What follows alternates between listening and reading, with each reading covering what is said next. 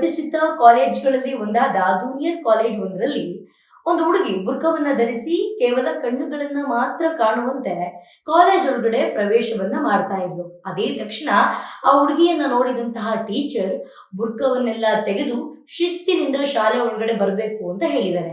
ಅದಕ್ಕೆ ಒಂದಷ್ಟು ಜನ ನಿಮ್ಮಂತ ಟೀಚರ್ ನಮ್ಮ ಕರ್ನಾಟಕದಲ್ಲಿ ಅವಶ್ಯಕತೆ ಬಹಳ ಇದೆ ಅಂತ ಕಮೆಂಟ್ ಮೇಲೆ ಕಮೆಂಟ್ ಮಾಡ್ತಿದ್ದಾರೆ. ಶಾಲೆ ಅಂತಂದ್ರೆ ಒಂದು ದೇಗುಲದ ರೀತಿ. ಇಲ್ಲಿ ಜಾತಿ ಧರ್ಮ ಭೇದ ಭಾವ ಎಲ್ಲವನ್ನ ಬಿಟ್ಟು ಒಳಗಡೆ ಹೋಗ್ಬೇಕು. ಅದ್ರ ಜೊತೆಗೆ ಶ್ರೀಮಂತ ಬಡವ ಇದೆಲ್ಲದನ್ನ ಬಿಟ್ಟು ಶಾಲೆ ಒಳಗಡೆ ಹೋಗ್ಬೇಕು. ಅದಕ್ಕೋಸ್ಕರನೇ ಸಮವಸ್ತ್ರವನ್ನ ಮಾಡಿರೋದು. ಒಂದಷ್ಟು ಸ್ವಲ್ಪ ಜನ ದುಡ್ಡಿರೋರು ಒಳ್ಳೊಳ್ಳೆ ಬಟ್ಟೆಯನ್ನು ಹಾಕೊಂಡ್ಬರೋದು, ಅಥವಾ ಬಡವ್ರ ಮನೆ ಮಕ್ಕಳು ಸುಮಾರಾಗಿರುವಂತಹ ಬಟ್ಟೆಗಳನ್ನ ಹಾಕೊಂಡ್ಬರೋದು, ಒಬ್ರಿಂದ ಒಬ್ರಿಗೆ ಭೇದ ಭಾವಗಳಾಗಬಾರ್ದು ಮಕ್ಕಳು ನಡುವೆ ಅಂತ ಹೇಳ್ಬಿಟ್ಟು ಸಮವಸ್ತ್ರವನ್ನ ಮಾಡಿದ್ದಾರೆ. ಅದನ್ನ ಬಿಟ್ಟು ಬೇರೆ ಯಾವುದೇ ರೀತಿಯಾದಂತಹ ಡ್ರೆಸ್ ಕೋಡ್ ಅನ್ನ ಹಾಕೊಂಡು ಹೋಗಂಗಿಲ್ಲ. ಇದು ರೂಲ್ಸ್. ಓಕೆ, ಇದ್ರ ಬಗ್ಗೆ ತಮ್ಮ ಅನಿಸಿಕೆ ಅಭಿಪ್ರಾಯವನ್ನ ಕಮೆಂಟ್ ಸೆಕ್ಷನ್ ಅಲ್ಲಿ ತಿಳಿಸೋದನ್ನ ಮರಿಬೇಡಿ.